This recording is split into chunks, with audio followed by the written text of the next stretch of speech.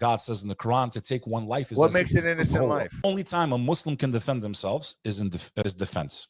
And Of his own life, here's another big in defense of his beliefs or his life. Another big misconception, pushed propaganda that a lot of you guys just eat it up. I'm not saying you, but audience, watch this.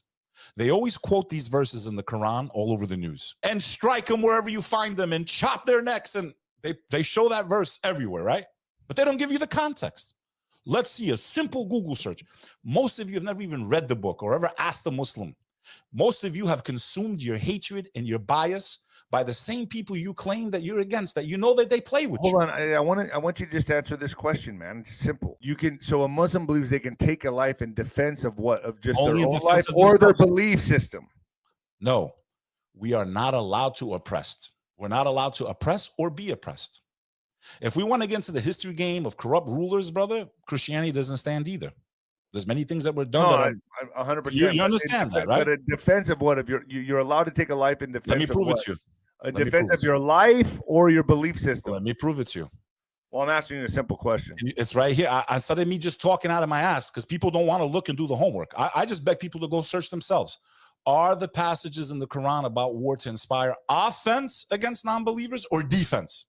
In mainstream Islamic scholarship, the Quran verses about fighting are understood primarily as defense. The Quran permits fighting when Muslims are persecuted for faith, driven from their homes, or under attack. Go back to that. Quran permits fighting when Muslims are persecuted for faith.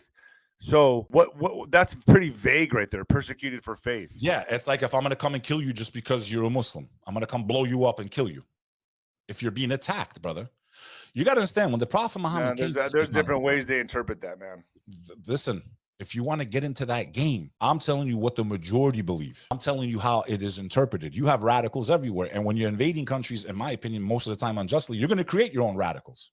If somebody blew up your home unjustly, they said, you know what? Texas is hiding weapons of mass destruction. And then they invade and kill 1 million Texans. And there was never any weapons of mass. It was just a false flag to go in there. Some of you are going to want revenge. And I'm not Muslims not want to make America a Muslim nation? Is that not the objective? I don't know. Let me ask you a question. Is it the goal of Christians to make everyone a believer in Christ? In essence, spiritually, that's because they want to save souls. Exactly. So, and that's it is still free will. So what's different then? That's the point. So, but Muslims do want to come here and make it a Muslim nation, correct? No, Nino. Just like Christians hope that people will find Christ, Muslims hope too, but it's not a commandment to go and kill them. And like, bro, you guys got this thing all backwards.